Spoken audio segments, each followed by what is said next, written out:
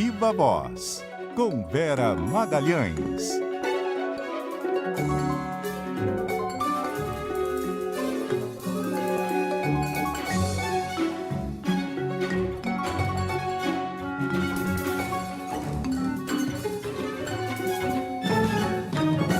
Vera Magalhães, muito boa noite, tudo bem? Oi, boa noite, Débora, Carol, nossos ouvintes e também quem nos acompanha por imagens. Carnaval acabou e agora a política vai voltando à avenida aos poucos. Oi, Vera, boa noite. Ano que vem tem mais carnaval, viu? Política, isso aí não tá parando, né? Mesmo no carnaval, né? A pessoa não deu lá muita folga, não, né, Carol? Mas é claro, agora volta com força total, a gente vai falar sobre isso também, o retorno do Congresso, o que Senado e Câmara estão pensando, o que vai ser prioridade, o vai e vem das tarifas impostas por Donald Trump, como isso afeta a geopolítica. Também vamos falar sobre a PEC da imunidade, entre outros assuntos, mais reforma ministerial, um assunto que está se arrastando aí já há algum tempo. Esses são alguns dos assuntos do Viva Voz de hoje. Então, já queria abrir conversando com o André Pinheiro, que tem mais detalhes justamente sobre esse vai e vem de tarifas e o impacto disso no dólar. Boa noite, André. Oi, Débora, boa noite para você, para Carol, para Vera e também ao nosso ouvinte. O dólar fechou em queda nesta quarta-feira e cotado a R$ 5,75. Houve um recuo da moeda norte-americana de quase 3%.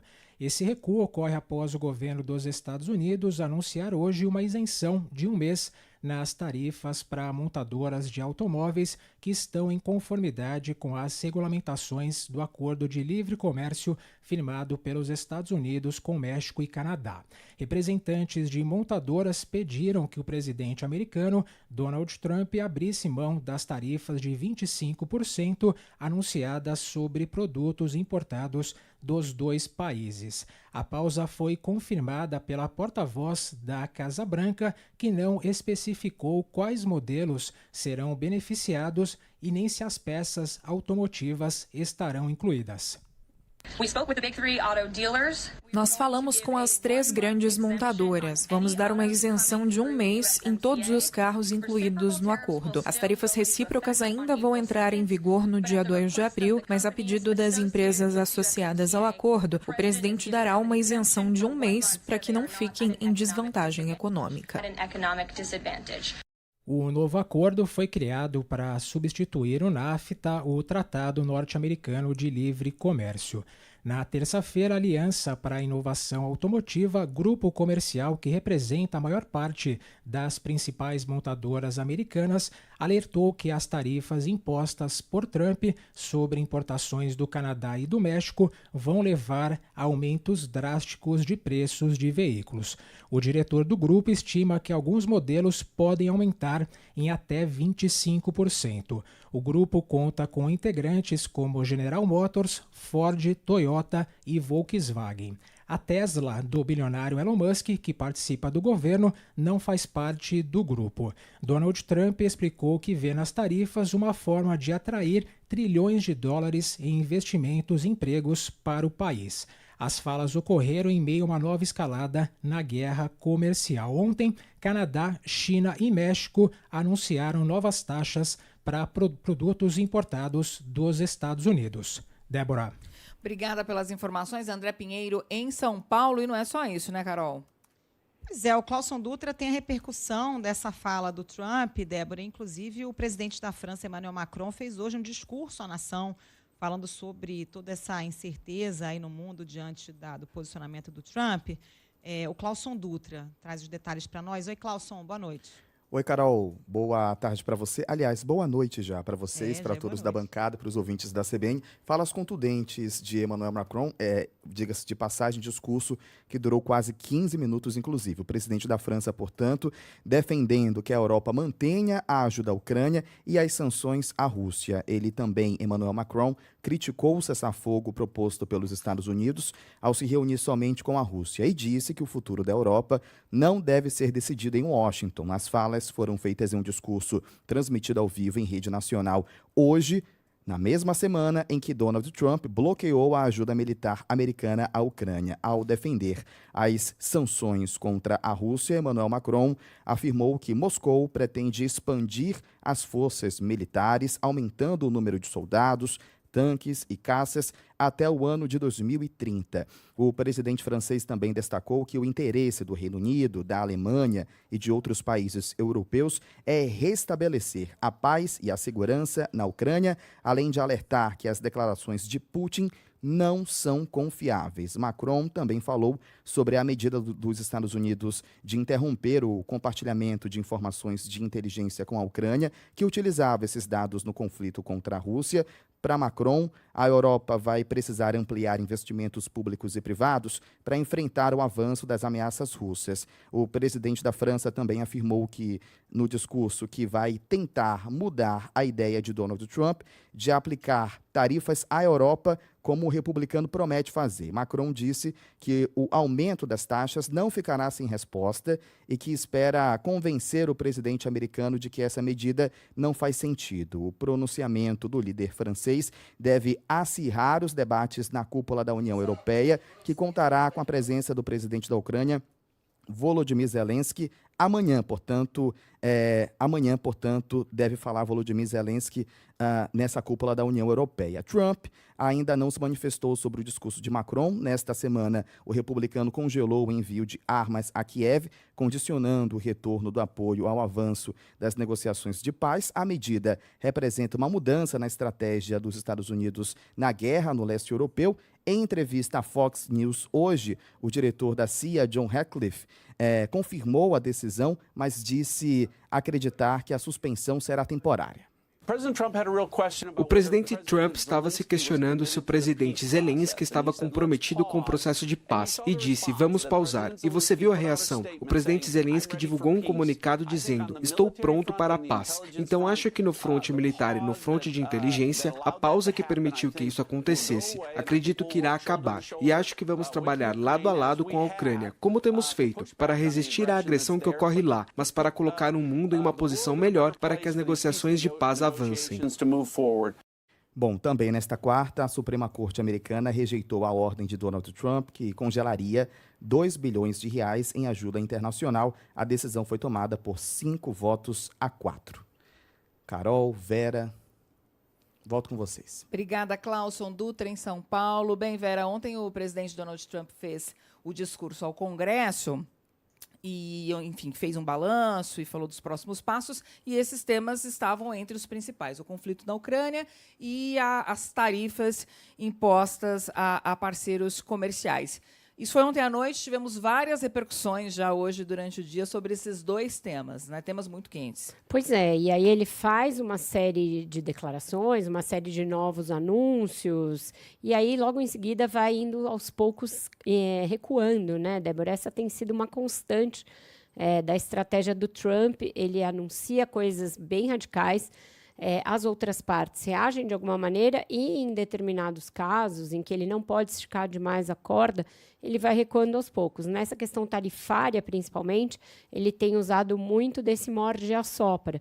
Agora, por exemplo, anunciou um mês a mais de alívio para as montadoras nessa questão da definição de novas tarifas. Diz que vai fazer uma pausa para que não vigorem imediatamente as tarifas gerais de 25% para esse setor, que é um setor crucial, fundamental da economia americana. Então, fica todo mundo sobressaltado, fica todo mundo de sobreaviso, porque não sabe até que ponto ele está blefando para forçar a recusa das outras partes e até que ponto ele está disposto realmente a colocar em prática as medidas extremas que ele anuncia. Quando os demais países anunciaram tarifas também contra os Estados Unidos, como fizeram a China, o Canadá e o México, isso pode colocar em banho-maria a guerra tarifária por um tempo. Então, a gente está vivendo um momento de muita incerteza econômica e geopolítica. A questão da Ucrânia por outro lado, mostrou que, às vezes, essas ameaças dele têm surtido efeito. Isso tem feito muita diferença, principalmente quando tem uma disparidade de forças entre aqueles que estão duelando. Ele e a Ucrânia, sem a ajuda dos Estados Unidos, fica praticamente rendida frente à Rússia. Então, o Volodymyr Zelensky, depois daquele show de horrores, que foi aquela audiência no Salão Oval na semana passada, teve de recuar e teve de falar nesse tom praticamente não, totalmente subserviente em relação aos Estados Unidos. Então, às vezes, esse tipo de coisa de ameaça tem funcionado, tem surtido efeito. Então, é muito difícil estabelecer novas premissas, novos paradigmas e novas previsões sobre como vai funcionar tanto a geopolítica mundial quanto a economia, e principalmente a política ali comercial, diante de alguém que usa dessas armas, de ameaças, de blefes, de esticar sempre a corda e depois recuar só quando lhe é conveniente. É um momento muito complexo da situação global que a gente vive hoje. Tem uma reportagem na Folha de São Paulo que me chamou a atenção, que esse tipo de tensionamento atinge até eventos como a Copa do Mundo. A Copa do Mundo vai ser um evento tripartite entre Estados Unidos, Canadá e México, e a situação muito tensa nas fronteiras e muito tensa na economia pode refletir também na organização conjunta de um evento que deveria interessar todo mundo fazer o melhor possível, né? Carol. Não sei se vocês querem continuar nesse assunto, gente, mas temos muitas coisas acontecendo aqui internamente também. Exato, vamos para Brasília, né? Vamos para Brasília, porque tem a retomada aí do Congresso, né, dos trabalhos passado do Carnaval, e a Isa Staciarini tem informações para nós aí sobre as prioridades, o que nos aguarda aí. Agora que o ano começa de verdade depois do Carnaval. Conta pra gente, Isa, boa noite. Pois é, Carol, muito boa noite a você, a Vera, e também para a Débora e todo mundo que nos acompanha nessa volta aí do Carnaval. O Congresso deve focar em 3 principais assuntos: a aprovação do orçamento deste ano, que ainda não foi aprovado, a definição dos presidentes das comissões da Câmara e também as articulações em torno dos projetos da agenda econômica de interesse do governo. Ainda agora, no início de março, os parlamentares devem destravar a votação do orçamento, que ficou parada por causa do impasse com as emendas. Mas depois do consenso entre o Supremo Tribunal Federal, o governo e o Congresso, deputados e senadores agora vão se dedicar em fazer um gesto ao Palácio do Planalto, liberando a votação do orçamento. A previsão é o relator, o senador Ângelo Coronel, ler o parecer na Comissão Mista de Orçamento no dia 11 de março, próxima terça-feira, na volta do chamado recesso branco depois do Carnaval. Isso porque os trabalhos no Legislativo só voltam na próxima semana. Eles emendaram aí hoje, amanhã, sexta e só voltam na terça. Mas a votação na CMO só deve ocorrer uma semana depois, dia 17 de março, para que seja dado um prazo de sugestões ao texto. A expectativa do relator, o senador Ângelo Coronel, é que as votações no plenário do Congresso só aconteça dia 18 de março. A votação do PLO propriamente dito deverá acontecer na semana do dia 17, ou seja, o dia ideal seria o dia 18, onde poderíamos votar de manhã na CMO e à tarde no Congresso Nacional, numa sessão convocada pelo presidente Davi Alcolumbre. Então, é um cronograma bastante ponderável que trabalharemos para ocorrer. Já na Câmara, o foco vai ser fechar os nomes dos presidentes das comissões. O Senado já fez isso há 2 semanas, né? Elegeu os presidentes dos colegiados dia 19 de fevereiro. A previsão é que ocorra uma reunião dia 13 de março para discutir esses nomes. Para a Comissão de Constituição e Justiça, por exemplo, o acordo era que o colegiado ficasse com União Brasil ou MDB, mas o PL também quer o espaço porque é a maior bancada da Câmara, só que o PL presidiu a CCJ com a deputada Caroline de Toni até agora. O PL e o PT também travam uma disputa. A oposição quer colocar o deputado Eduardo Bolsonaro na Comissão de Relações Exteriores, mas o PT tenta barrar, inclusive, com com uma ação no STF. Inclusive, internamente, o líder do PT, o deputado Lindbergh Farias, cogitou o PT abrir até mão da Comissão de Educação para evitar Eduardo Bolsonaro como presidente da Comissão de Relações Exteriores.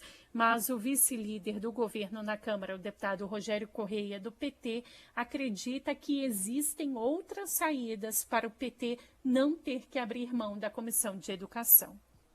Como há uma hipótese, uma possibilidade de que o líder de governo vá agora para o Centrão, por causa da articulação política, e vá substituir o Guimarães, que, aliás, fez um trabalho muito valioso para o governo, daquilo que precisavam aprovar, quase tudo foi aprovado, ele teve uma relação boa, né, com os partidos de centro, mas mantendo a fidelidade ao programa partidário. Eu acho que o Guimarães deve ceder espaço agora para que alguém mais ao centro possa compor também o cenário de direção política do governo.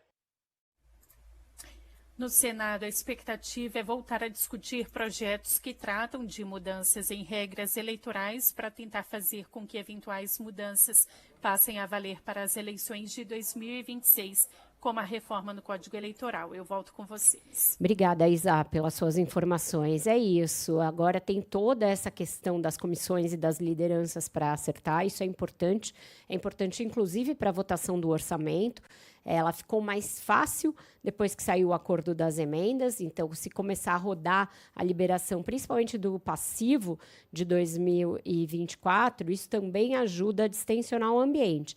Mas eu acabei de publicar uma apuração no meu blog do Globo, e que eu vou aprofundar mais quando a gente falar de reforma ministerial, mas tem uma insatisfação grande entre os partidos do Centrão pelo fato de tudo que o Lula fez até aqui na reforma ministerial foi contemplar o PT.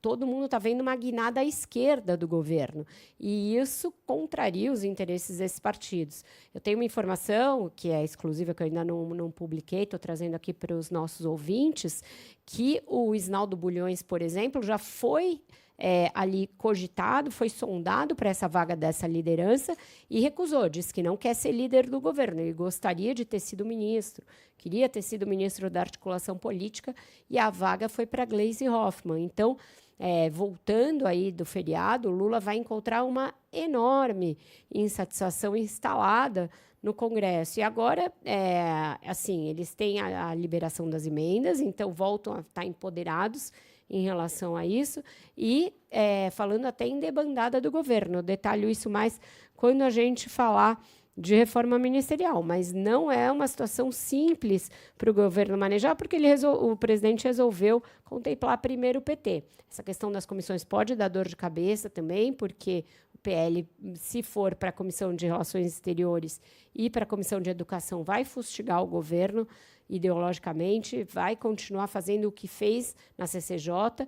Então, um momento ali um pouco tenso para o governo nessa volta para o Congresso, com essa necessidade urgente de votar o orçamento. A gente já está em março e o orçamento do ano não foi votado. Isso ajuda de uma certa maneira, porque o ajuste fiscal fica mais fácil. Você, quando não votou o orçamento, você tem uma obrigatoriedade de gastar só 1/12, quer dizer, só uma parcela de 12 de todo o valor do orçamento. Então, isso segura um pouco os gastos. Por outro lado, o governo fica muito manietado para fazer as suas políticas e fazer aquilo que ele está querendo fazer, que é entrega de obra, de tudo na ponta, né? Falta muito, mas falta pouco também para acabar o mandato. Pois é, falta esse meinho, né, Débora, que é o tempo que o governo tem para ou deslanchar ou desandar. Então, e para o Lula, as pesquisas mostram que ele está mais próximo de desandar do que de deslanchar. Não é uma situação simples essa que ele tem para manejar, e com a possibilidade de ir perdendo os partidos da aliança aos poucos, porque a direita forte vai acenar esses partidos. Então, ele deveria ter pensado nisso antes de começar uma reforma ministerial, premiando só o PT, porque isso dá uma sinalização muito ruim para os demais partidos da base. Nesse momento, a gente não consegue ver de imediato o que distensionaria essa situação, né? Tem que aguardar aí os próximos dias. Vamos falar mais de reforma ministerial depois do intervalo? Vamos, combinado. 6h32 agora, tem mais assunto de Brasília. Samantha Clay chegando. Boa noite, Samantha. Oi, Débora, boa noite. A PEC que amplia a imunidade parlamentar pode ganhar corpo logo depois do Carnaval. Essa proposta, que tem 187 assinaturas, precisa do aval do presidente da Câmara dos Deputados, Hugo Mota, para começar a tramitar. Essa matéria é uma reação ao Supremo Tribunal Federal e também ao inquérito contra o deputado Marcel Van Hatten por críticas na tribuna ao delegado da Polícia Federal, Fábio Schor. O parlamentar gaúcho, inclusive, foi indiciado por calúnia e injúria.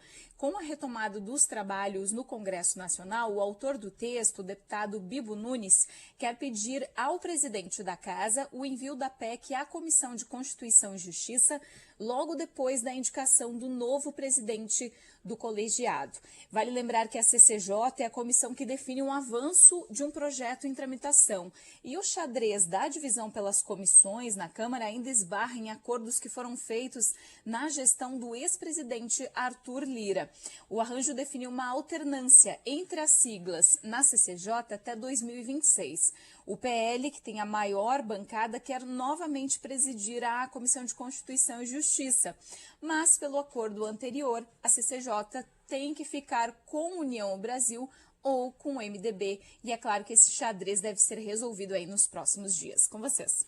Obrigada, Samantha. E tem a ver com o tema que você já trouxe anteriormente, né, Vera? Essa pressão pela debandada do Centrão a partir do PP. Como é que estão essas conversas? Pois é, eu acho que o governo corre um sério risco. A gente sabe que o PP dos partidos do Centrão é aquele mais apartado do governo, porque tem na sua presidência o Ciro Nogueira, que é um dos bolsonaristas mais ali ativos nas redes sociais e tudo, e muito ativo contra o Lula.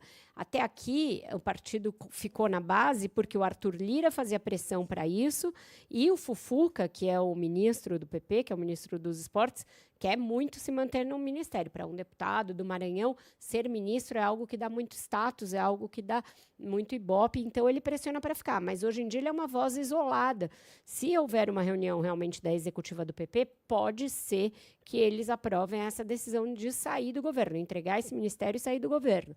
Se acontecer isso, aliados do Ciro Nogueira acham que ele consegue puxar junto com ele os outros partidos, principalmente o Republicanos, que é o partido do Tarcísio e do Hugo Mota, e também o PSD do Gilberto Kassab, que vem dizendo há muito tempo que gostaria de ter mais espaço, foi preterido na eleição da presidência da Câmara e agora gostaria de ser contemplado com pastas melhores, inclusive para a sua bancada da Câmara, mas o Lula até aqui não chamou ninguém para conversar, não assinou com essa possibilidade e ele pode ficar sem os partidos do Centrão se continuar fazendo uma reforma só voltada para a esquerda. Por exemplo, Carol, essa ideia de levar o Boulos para o Palácio, depois de ter trazido a Gleisi para a articulação política, arrepiou os partidos do Centrão. Eles acham que é uma demonstração de que o Lula está indo para suas raízes, se aproximando mais da esquerda. A gente estava comentando isso ontem, né, Vera? A princípio, quando se falava da reforma ministerial, o que circulava era que o Lula ia tentar abrir mais espaço para os partidos do Centrão, né? Fazer uma recomposição ali de forças, já mirando a eleição de 2026.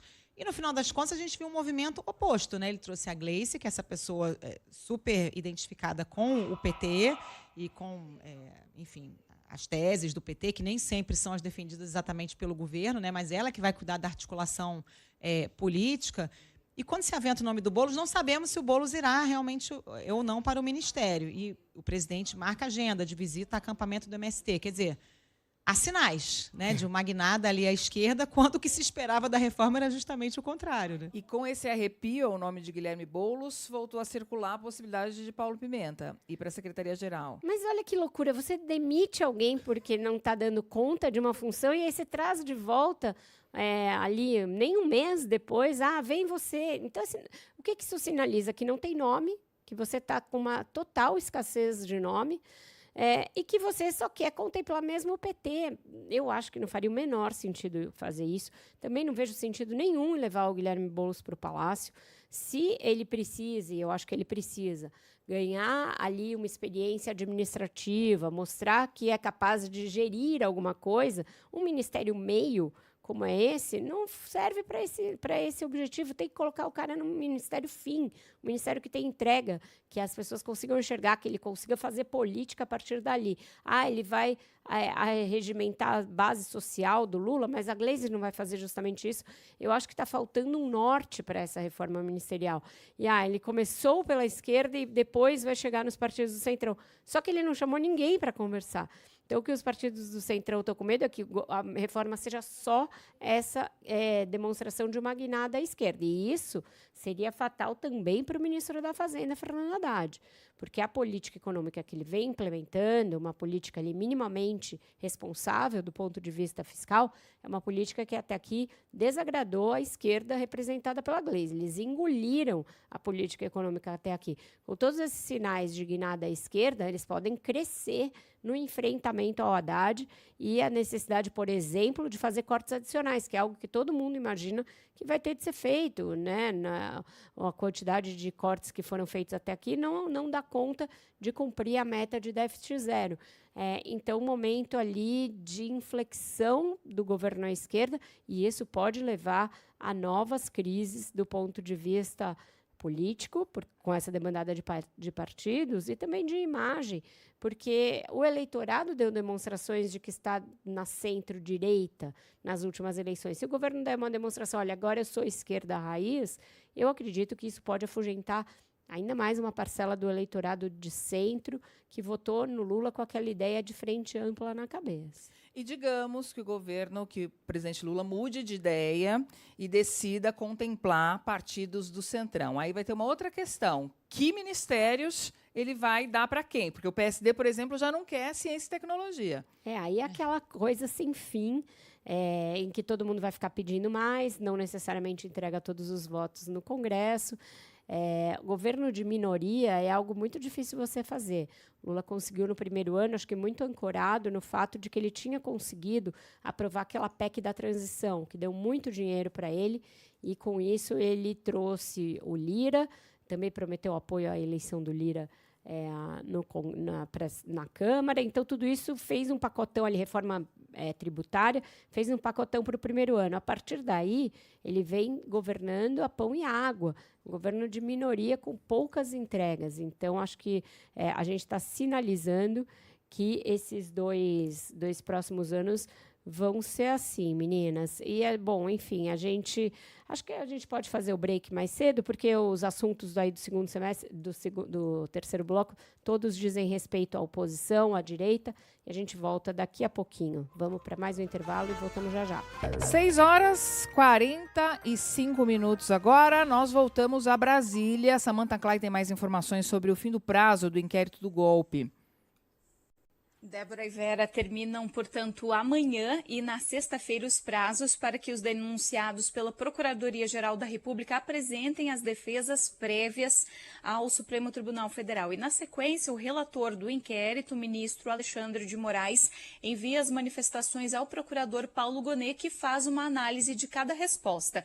A defesa prévia consiste naqueles argumentos apresentados pelos advogados antes da instauração formal do processo. E as argumentações servem para tentar convencer os ministros do Supremo, no caso da primeira turma, a rejeitar a denúncia e também evitar uma ação penal. Para a Globo News, o advogado do ex-presidente Jair Bolsonaro afirmou hoje que está trabalhando na finalização dos argumentos que serão entregues ao Supremo nesta quinta-feira. Para a CBN, o advogado do ex-comandante da Marinha, Almir Garnier, disse que vai entregar a defesa prévia na próxima sexta-feira e não quis adiantar o teor. Lembrando que, conforme a investigação da Polícia Federal, Garnier disse que tinha tanques prontos na rua para uma ação golpista. Já o advogado do general Mário Fernandes, Marcos Vinícius Figueiredo, vai entregar a defesa prévia amanhã e disse que não vai questionar o mérito do caso. Segundo ele, os ministros já concordaram que uma ação penal será instaurada pela primeira turma do Supremo. Lembrando que o general Fernandes era comandante dos Kids Pretos, um grupo de elite do Exército, e que estaria à frente daquele plano golpista chamado Plano Punhal Verde Amarelo. Tem outra expectativa também da Polícia Federal ainda entregar neste mês ao Supremo um relatório complementar das investigações do inquérito do golpe, e o principal alvo é o coronel Flávio Peregrino, que era assessor do general Braga Neto. Com vocês.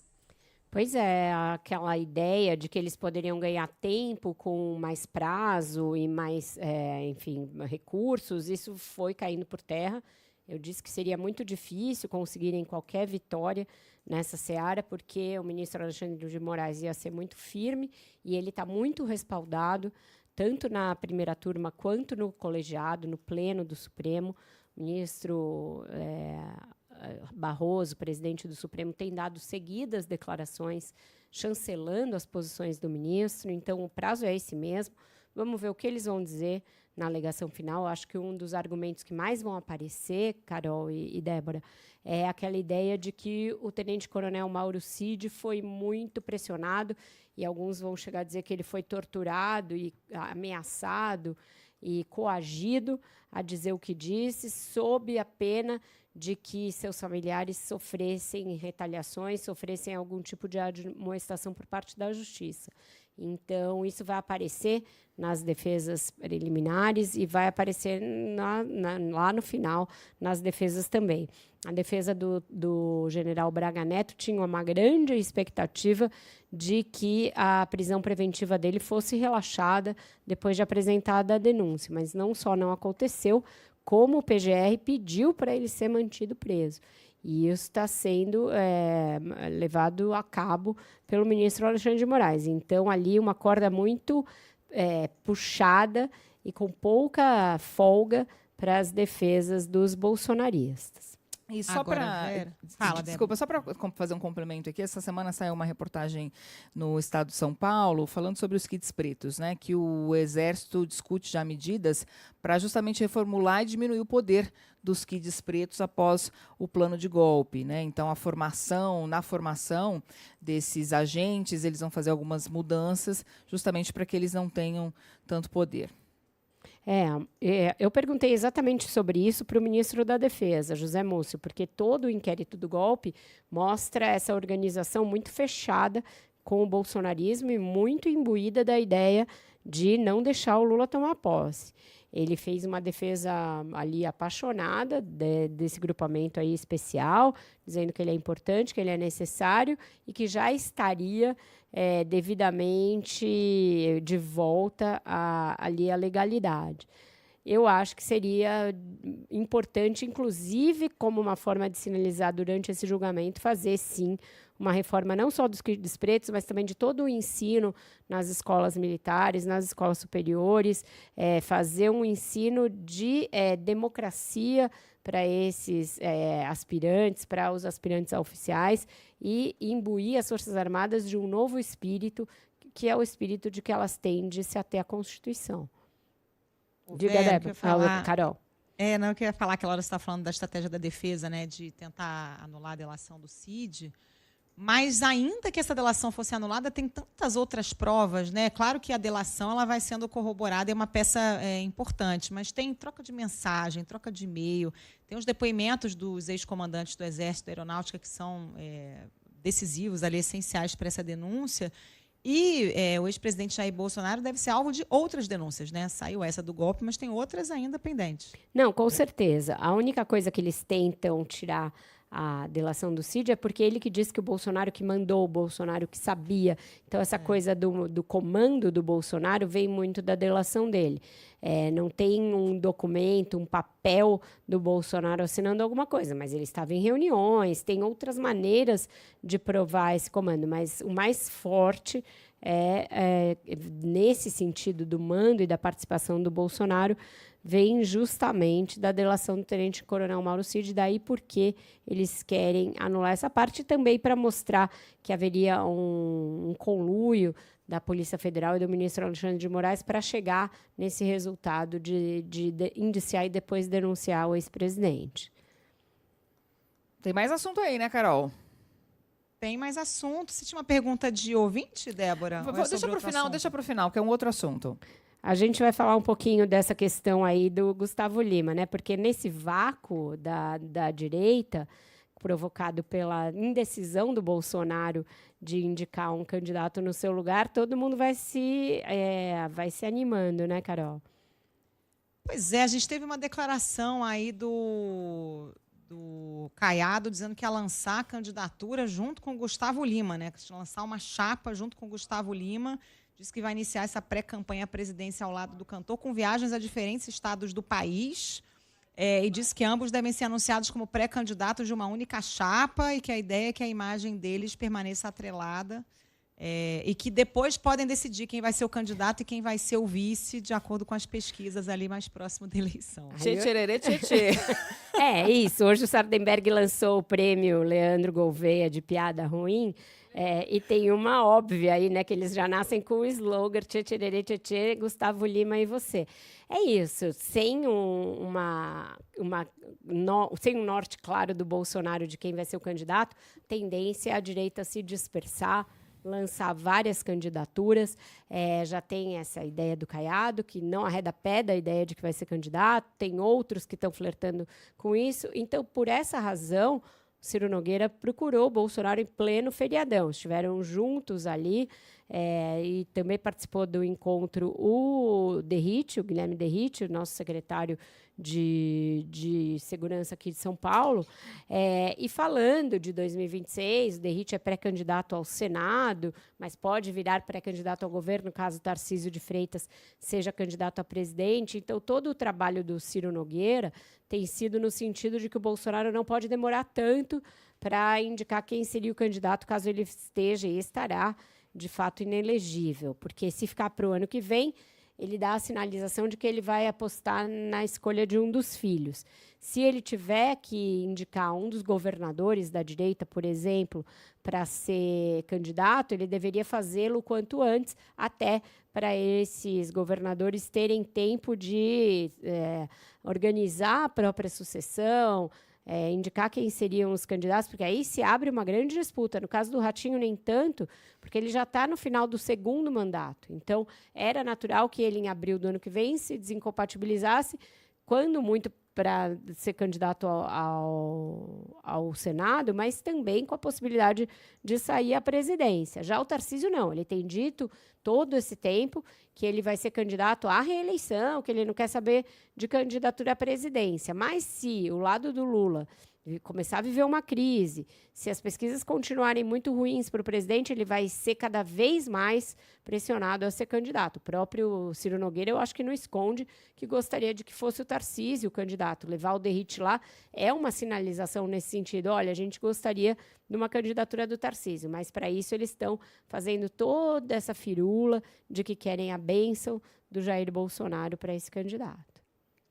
Vera, queria encerrar aqui com uma pergunta de ouvinte. O Heron mandou aqui para gente, pedindo que você comentasse um assunto. A mensagem dele está um pouco longa, eu vou tentar resumir aqui, mas ele fala do liberou geral do Alcolumbre, que mandou dinheiro para todo mundo e da classe trabalhadora tem que trabalhar, dar duro na vida para pagar conta e não tem mordomia. Ele está muito bravo aqui. Ele está se referindo a um ato que o presidente do Senado, Davi Alcolumbre, assinou na sexta-feira, que aumentou pelo segundo mês seguido a cota que os senadores têm para gastar com viagem, propaganda e outras despesas. Com isso, com essa medida, o limite médio mensal para cada senador será de R$ 46.402,62. Pois é, o bloco de carnaval do Davi Alcolumbre, né? Ele está pagando promessa de campanha e aumentando essas cotas. A gente vê muita contradição do parlamento nesse sentido, porque eles cobram uma atitude fiscalista do governo, mas não contêm os próprios gastos, não contêm os gastos do judiciário e muito menos aceitam falar em corte em fundo partidário, fundo eleitoral e emenda. Então, tem ali um mundo de privilégios de que esses parlamentares gozam e ele aumentou bastante essas vantagens agora, principalmente porque ele acabou de se eleger presidente do Senado e, além de dar monjado de graça para os senadores, também prometeu aumentar essas cotas, tanto para servidores. Os servidores ganharam um dia de folga para cada 3 trabalhados, é uma escala 4x3. Eles não querem saber de votar a escala 6-1 para o pobre do trabalhador, mas a escala 4x3 está bombando lá no Senado, já a partir desse mês de março. É bastante coisa, mas fazia parte do pacote de bondades que ele anunciou quando se candidatou a um novo mandato à frente do Senado, seu 3º mandato à frente do Senado, né? E não está errado, né, o eleitor, a população, quando não se vê contemplada, né? Vê uma situação dessa acontecendo, tanto dinheiro, e a gente que está do lado de cá, assalariado, e, enfim, tentando sobreviver. Principalmente porque o último pacote de corte de gastos fez cortes em BPC, em benefícios que atingem o trabalhador assalariado, e aí a gente vê realmente uma discrepância. E quando os políticos e os juízes, ministros, não aceitam cortar nada dos penduricalhos que tem, dessas cotas a que tem direito. E também, nesse caso, cria 2 categorias, inclusive entre os servidores do Senado, porque alguns vão receber todos esses privilégios e os servidores de carreira da casa não, Carol, Débora. Então, muita choradeira também lá em relação a esse pacote de bondades do Davi Alcolumbre, mas o Heron tem toda a razão. Foi ali no apagar das luzes, saindo para a avenida, ele deu essa alegria de carnaval para os seus colegas e para alguns servidores mais bem posicionados ali. Obrigada, viu, Heron? E você que acompanha a gente aqui diariamente, pode mandar mensagem aqui, assuntos que você queira que a Vera comente no Viva Voz, pode mandar para o nosso WhatsApp, o 119-9981. E Vera, antes da gente encerrar, gostou do título da Beija-Flor? Eu acho legal o neguinho da Beija-Flor ter essa vitória na sua despedida, né? Eu acho que coroa todos esses anos dele ali como um símbolo maior da escola, mas eu sou portelense, estava torcendo pela Portela com o Bituca, fiquei feliz que eles conseguiram voltar, né, no desfile das campeãs, então isso aí vai ser muito legal. Acho que foi a parte boa. Vamos ter Bituca de novo, né, Carol? Aí no desfile das campeãs. Vamos ter Bituca de novo, vamos ter minha Mangueira de novo, também fiquei feliz, mas achei justo. Eu estava apostando que a Grande Rio ia levar, mas falei até antes de começar a transmissão, que estava entre Grande Rio, Beija-Flor e Imperatriz. Gente, mas pra ver aí as 3 primeiras. 10º de uma para outra, para outra. Super justo, então tudo super igual, justo. né? Isso aí. Tá certo, meninas. Obrigada. Voltamos amanhã, então, com Viva Voz. Até. Até amanhã. Beijo. Um bom jornal para vocês. Tchau, tchau.